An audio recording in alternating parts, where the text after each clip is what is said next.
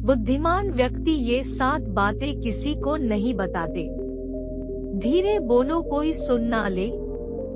यह बात हम सबके कानों में पड़ी होगी और हमारे मुंह से भी निकली होगी, लेकिन सोचने की बात ये है कि ये वाक्य कब कब हमारे मुंह से निकलता है और कब कब हमारे कानों में पड़ता है, क्योंकि ऐसे कम ही गुप्त राज होते हैं जो हम दूसरों के कानों में पड़ने नहीं देना चाहते। अक्सर परिवार में अशांति का कारण हम स्वयं ही होते हैं। हम इस बात को देख पाए भले ना देख पाए, पर ये असल सत्य है, क्योंकि जाने अनजाने मूर्खतावश हम खुद ही अपनी वो बातें दूसरों को बता देते हैं जो हमें कभी नहीं बतानी चाहिए। और वही बातें जो जाने अनजाने हमने किसी दूसरे के सामने बता दी थी, वही हमारे दुख का कारण बन जाता है, वही हमारे झगड़े का कारण बन जाता है। और फिर बाद में हमें पछतावा होता है कि मुझे यह बात किसी को बतानी नहीं चाहिए थी, मेरी ही गलती हुई कि मैंने जाने अनजाने ये बात सभी को बता दी। इसीलिए आज की जो बौद्ध कहानी मैं आपको सुनाने वाला हूँ, उसे सुनने के बाद आपको 7 ऐसी बातें पता चलेंगी जो आपको कभी किसी को नहीं बतानी। बुद्धिमान व्यक्ति ये 7 बातें किसी को नहीं बताते। ये जो 7 बातें हैं जो आपको किसी को नहीं बतानी, क्यों नहीं बतानी, इसके पीछे का तर्क भी मैं आपको दूंगा।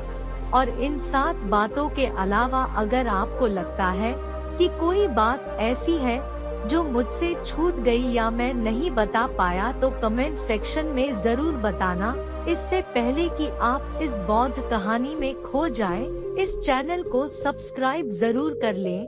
तो चलिए कहानी शुरू करते हैं। एक समय की बात है, एक नगर में राजेश नाम का एक युवक रहता था। वो युवक बहुत गरीब था। 2 वक्त की दाल रोटी भी बड़ी मुश्किल से उसको नसीब होती थी। किसी काम की तलाश में दिन रात खोज करने पर भी उसे कोई काम नहीं मिल रहा था। फिर एक दिन उसने अपनी पत्नी के सामने अपनी सारी समस्या बता दी। उसने अपनी पत्नी को कहा कि मैं जिस जगह भी काम मांगने के लिए जाता हूँ तो हर कोई मुझे यह कहकर काम नहीं देता कि हमारे यहाँ काम की जरूरत नहीं है। मैं काम की तलाश कर करके थक चुका हूँ। मुझे समझ नहीं आता कि मैं तुम लोगों का पेट कैसे भरूंगा, अपने बच्चों को कैसे पालूंगा, और ये चिंता मुझे दिन रात खाए जा रही है। यह सुनकर उसकी पत्नी ने कुछ सोचकर कहा कि तुम एक आदमी के पास एक बार ही काम मांगने के लिए जाते हो और जब वो काम नहीं देता तो तुम 2 बार उसके पास जाते तक नहीं हो। अगर तुम्हें उनसे काम लेना है तो तुम्हें हमदर्दी जतानी होगी, तुम्हें उनसे हमदर्दी हासिल करनी होगी, अपनी गरीबी दिखानी होगी ताकि वो लोग तुम्हारी मजबूरी समझकर तुम्हें काम पर रख लें। इसीलिए शर्म मत करो, उन्हें अपनी मजबूरी बताओ, अपनी गरीबी बताओ, और इसी उपाय से तुम काम पा सकते हो। बात राजेश के मस्तिष्क में बैठ गई और अगले दिन काम मांगने के लिए वो उसी सेठ के पास जा पहुंचा जहां पर वो पिछले दिन काम मांगने के लिए गया था। लेकिन इस बार उसने हाथ जोड़कर उस सेठ से प्रार्थना की, उससे विनती की कि वो बहुत गरीब है और उसे काम की बहुत आवश्यकता है। वो जो कुछ भी उसे देंगे उसमें संतुष्ट हो जाएगा, पर कृपया करके मुझे अपने यहाँ काम पर रख ले। उसकी ये हालत देखकर उस सेठ ने उसे अपने यहाँ काम पर रख लिया। वो रोज वहाँ पर काम पर जाने लगा। अंदर ही अंदर वो खुश तो था कि उसे काम तो मिला, लेकिन उसे वेतन दूसरे लोगों से कम मिलता था। वही काम जो दूसरे लोग कर रहे थे उन्हें ज्यादा वेतन मिल रहा था और इससे कम वेतन मिल रहा था। जब इस बारे में उसने अपने सेठ से कहा तो सेठ ने कहा कि देखो भाई, तुम्हें काम की जरूरत थी, मैंने तुम्हें काम दिया। मेरा धन्यवाद करने की बजाय तुम मुझसे शिकायत कर रहे हो। ये सुनकर रिंकू वहीं पर चुप हो गया। बात कहीं ना कहीं सत्य थी। सस्ती सेठ ने तो उसकी मजदूरी के हिसाब से ही काम दिया था और इसीलिए वो उसे अपने अनुसार ही वेतन देता था। लेकिन धीरे धीरे उसने ये बात अपने सगे संबंधियों और अपने दोस्तों को भी बताना शुरू कर दी कि उसका सेठ कैसा आदमी है और उसे कितना वेतन देता है। समय बीतता रहा और राजेश पूरी लगन के साथ अपना काम करता रहा, लेकिन अब परिस्थितियां बदलने लगी थी। सेठ अब राजेश से दूसरे लोगों से ज्यादा काम लेता था और उसे कम वेतन उसे देता था। यह बात राजेश के मन को बहुत खलती थी। वो दूसरों से ज्यादा मेहनत कर रहा है और उनसे कम वेतन पा रहा है। इससे उसके आत्मसम्मान को बहुत गहरी चोट पहुंची।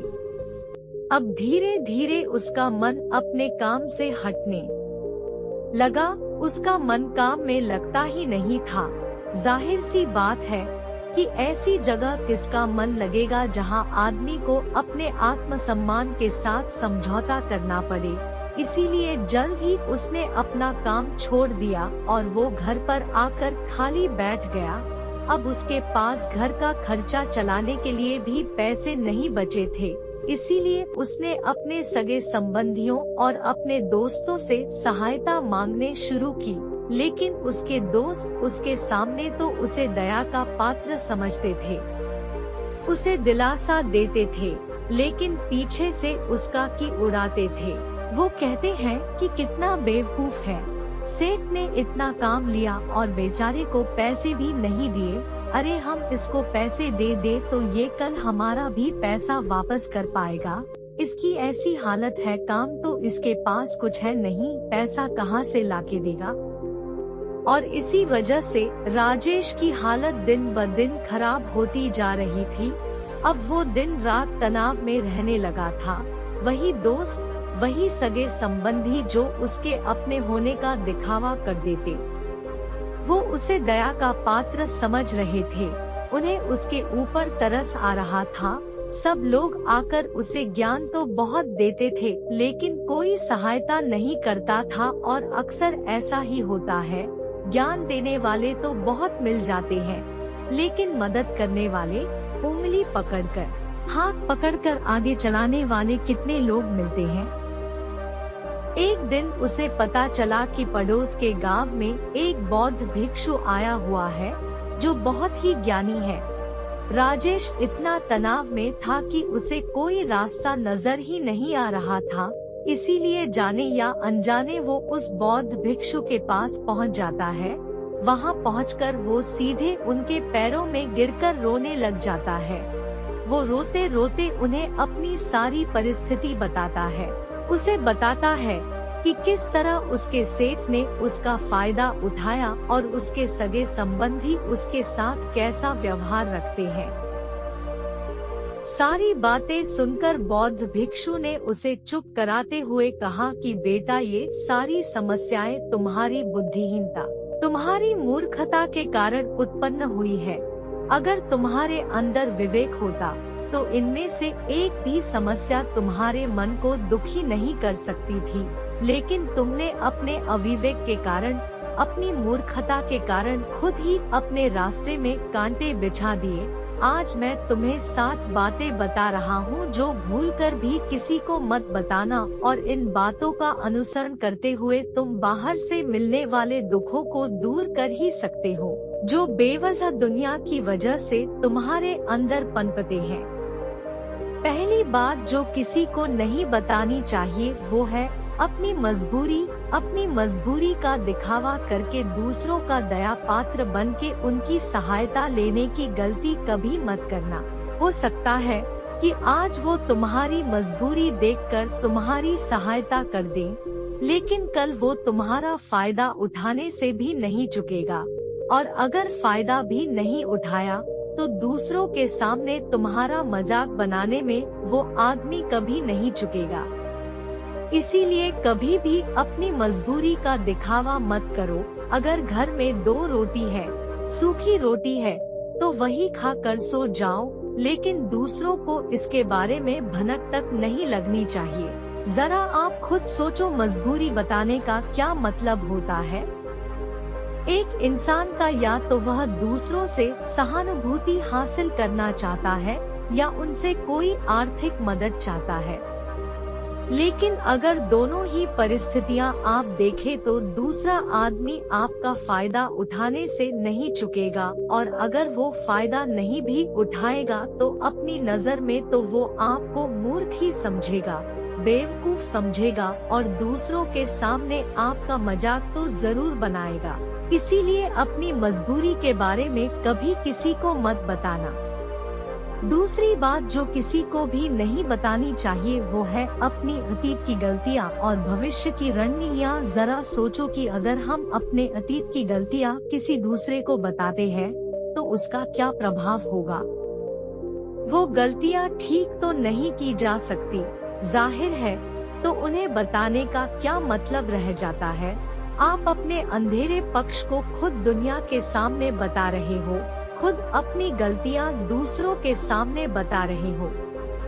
इससे उस आदमी की नजर में आपका एक चरित्र गठित हो जाएगा और वो भविष्य में हमेशा आपको उसी नजरिए से देखेगा। इसीलिए किसी भी आदमी की नजर में अपना चरित्र गठित मत होने दो, और जरा सोचो कि आप व्यर्थ में ही अपने भविष्य की रणनीतियाँ दूसरों के सामने बता रहे हो। जो लोग आपके काम का हिस्सा ही नहीं है, उनके सामने अपनी भविष्य की रणनीतियाँ, अपनी डींगे हाँकने का क्या फायदा। वो लोग आपकी सहायता तो नहीं करेंगे, लेकिन आपकी भविष्य की रणनीतियों में बाधा जरूर बन सकते हैं। आप खुद अपने विवेक का इस्तेमाल करिए और सोचिए कि आपके साथ भी ऐसा हुआ है कि आपने अपनी भविष्य की रणनीति किसी को बताई हो और वो कामयाब ही ना हुई हो। जरूर हुआ होगा, जरा गौर से सोचिए। तीसरी बात जो किसी को नहीं बतानी चाहिए वो है अपने घर की बातें। जो भी हमारे घर के अंदर आपस में बातचीत होती है, हमारे माँ बाप के साथ, हमारी पत्नी के साथ, हमारे बच्चों के साथ, वो बातें परिवार तक ही सीमित रहनी चाहिए। अगर आप इन बातों का दूसरों के सामने ढिंढोरा पीटते हो तो दूसरों को आपके घर में घुसने का एक मौका मिल जाता है और वह इसका फायदा उठाने से कभी नहीं चुकेंगे। वो आपके परिवार के सदस्यों को आपसे दूर लेकर जाने की कोशिश करेंगे। अक्सर ऐसा होता है, हम समाज में देखते हैं कि हम अपने घर के झगड़ों को कम करने के लिए उन झगड़ों को अपने पड़ोसियों और दूसरे सगे संबंधियों को बता देते हैं, लेकिन इससे आपको सहायता कभी नहीं मिली होगी, बल्कि आपके घर के लड़ाई झगड़े और ज्यादा बढ़ गए होंगे और वो जाहिर है वो बढ़ेंगे। अगर आप अपने माँ बाप की बात दूसरों को बताएंगे तो आपके माँ बाप को बुरा लगेगा ही कि हमारा बेटा हमसे बताए बगैर दूसरों को ये बातें बता रहा है। इसीलिए अपने घर की बातें और अपने घर की लड़ाई झगड़े किसी के सामने मत बताना। चौथी बात जो मैं आपको बताने जा रहा हूँ, जो किसी को नहीं बतानी चाहिए, वो सुनने पर बहुत अजीब लग सकती है, लेकिन उसका सत्य भी मैं आपको एक तर्क के माध्यम से दूंगा। मैं कहता हूँ कि अपनी आमदनी किसी को मत बताना। अब अपनी आमदनी ना बताने के पीछे क्या मतलब हो सकता है।